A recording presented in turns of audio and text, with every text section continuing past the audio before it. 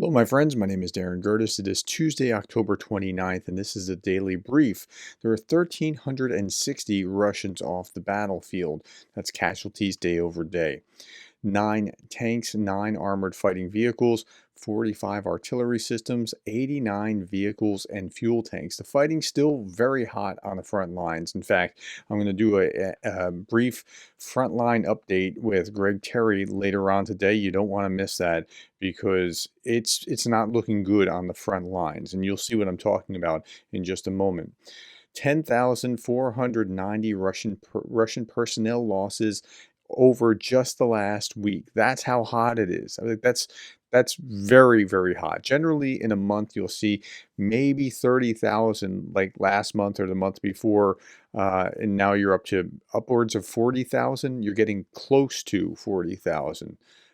It's ridiculous what's going on, but the Russians are seizing this window of opportunity.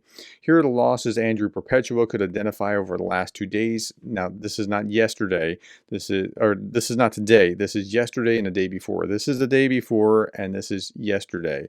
And so yesterday is about 1-to-1. The day before that was maybe 2-to-1 ish, but it's just a number. I mean, the sheer number of it. This print is very small for a reason. There's a lot that's been happening. Okay, out of 48 launched, 46 drones were shot down, 26 by regular air defense, 20 through electronic warfare. But that's not telling us about missiles that were striking as well. There was a rocket attack just in Odessa. As this person's reporting, this global affairs analyst for BBC, he's reporting a rocket attack just now in Odessa. Must have been fast ballistic missile, as alarm sounded just before the sound of the explosion, happening as a huge number of ships are lined up on the horizon to ship crucial grain to world markets. Now, that's just what was going on in Odessa. While Ukraine's forbidden, this is the Kyiv Post, while Ukraine is forbidden by the U.S. from striking the sources of any of the attacks with Western weapons, Russia is free to massacre Ukraine's civilian population with newer and deadlier weapons. This is what it looks like after a Grom E-1 missile hit a residential neighborhood. And I'll assure you that what's happened last night, and this is the pattern too. What happened last night was only hitting civilian targets. So the Russians are busy during the day doing whatever they're doing, fighting with the military, but at night they harass civilians. And that's been ongoing for many months, many years actually, right now.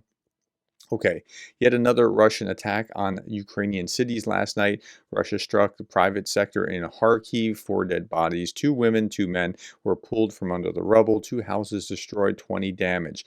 That was Kharkiv. In Kyiv, 6 people were injured. In Kryvyi Russia killed 1 person and injured 14 others. So again, and it's attacking civilian neighborhoods. That's just what they do. Earlier this morning, missiles hit a military. Now, this is what Ukraine's doing, striking back.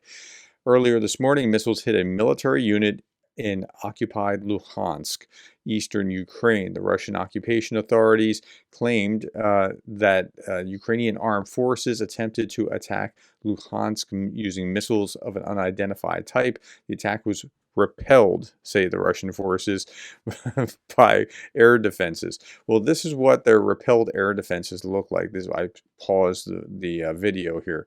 The Ukrainian Armed Forces successfully struck a Russian ammunition depot in Luhansk. Here's another image through a window. Detonation on the ground as a result of this morning's strike on Russian targets in Luhansk. This piece is actually falling in mid-video capture. That isn't just floating in midair. That's what the explosion did. It caused something from I guess the AC or something to fall out of the roof. Okay, so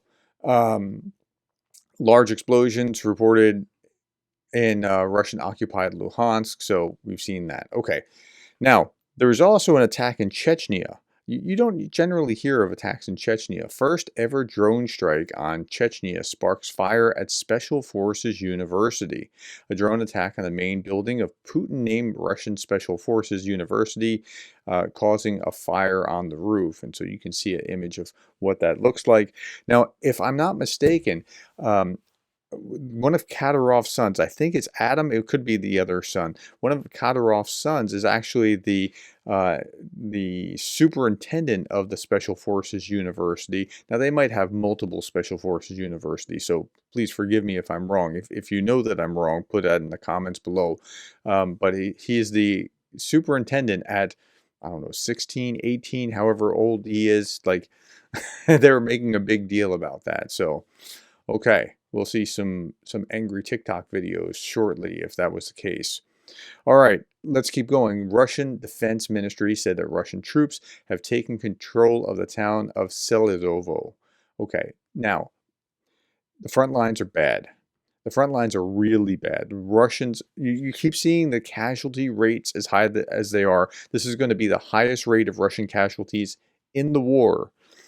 But they're high as they are because the Russians just keep pushing forward, taking ground, taking ground, taking ground. It's not a lot, but they're paying, and they're paying for it severely, but they keep coming. And over time, that cumulative effect means that they've taken more ground and are better positioned.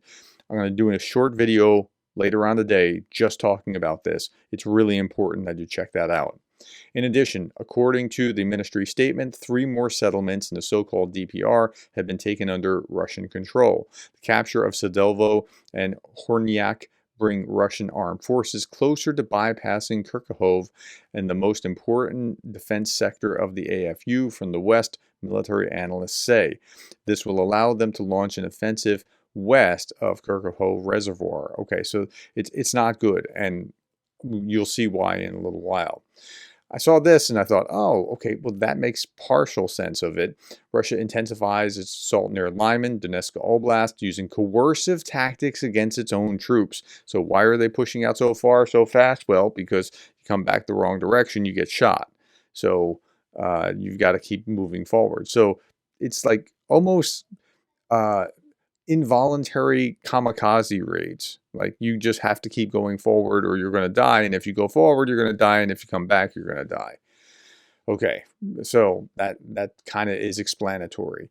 All right, Russians are using civilian cars to transport North Koreans to the front line. Now, I couldn't tell if this was intentional to kind of mask it, or if this was just because, like, the Ukrainians take civilian vehicles to their front lines too, just because they need vehicles to get there. They need to find a way of getting to the front line. And then high-ranking North Korean generals may be on the front line in Ukraine. Yonhap has quoted South Korean intelligence as saying. Intelligence agencies also said that North Korean soldiers face difficulties in training due to the language barrier, so they're being separately taught 100 military vocabulary in Russian. Okay, and that makes sense. But this high-ranking generals may be there, maybe observing or something. But what we know from the Wall Street Journal yesterday was that there were not the greatest fighters being sent up to Kursk initially, at least, that first 3,000. Okay, in other news, Google has been fined this number, this incredibly large number. It's 2 undecillion. Undecillion. I'm not sure you're even familiar with undecillion. I'll show you what that means in just a moment. Rubles. Okay, why? By a Russian court for blocking the YouTube channels of 17 Russian state media companies. So in Russia, they've been fined this amount. Yes, this is a legitimate article. This was, Wiki is a good source, but you also find it here in Nexta. According to the decision of the Russian court, which earlier satisfied the demands of 17 Russian propaganda dumps, Google is obliged to pay them a penalty of 2 undecillion rubles for blocking their YouTube accounts. Until the company restores access to the accounts, the amount of the penalty will continue to grow. For each day of noncompliance with the court decision, the penalty is another 100,000 rubles. So if a million is 6 zeros, 1, 000, 000, 6 zeros, that's 1 million. A billion is 9. A trillion is 12, quadrillion, quintillion, sextillion, septillion, octillion, nonillion, decillion, undecillion is a 1 with 36 zeros following it. That's the Russian courts for you. Okay. Legislative Council of the Lebanese Hezbollah movement has elected a new Secretary General. Qasim was Nasrallah's deputy for more than 30 years. It was reported that after the Hezbollah leader's death, he was appointed acting leader until a new head of the movement was elected, and he was just elected. I would not want this guy's job for anything in the world. He does not seem to have a long life expectancy given everything else going on in the region. All right, you know that I spend a lot of time, we're almost done here. You know, I spend a lot of time talking about like drone on drone warfare. I'm just fascinated by that. I had an aha this morning when I was looking at this. Andrew Perpetua was saying this: I do not see how a recon drone maneuvering will escape an FPV drone. It will lose energy as it turns, and with each turn, it will gradually lose the ability to keep effectively maneuvering, at which point it will get destroyed. So a lot of the drone on drone warfare are FPV drones following a recon drone and then getting close enough to blow it up. And the situation is worse with two FPV drones because turning away from one can make you an easy target for the other. So it's an unfair advantage, and FPV drones are small, maneuverable, quick, and they're able to take these down. This is why it's so interesting to see, because those dynamics, like these big recon drones are expensive, taken down by something really, really cheap, and it's okay. It's just fascinating to me. I don't know about you, but I find it interesting. And we'll leave you with this. This is pictures of Ukrainian Air Force fighters, and I just want to leave you with that image. Thank you for your time today. Thank you for the likes, the shares, the subscribes. Look forward to the 10-minute frontline brief. It's really important. Thank you for being the kind of person that cares about Ukraine.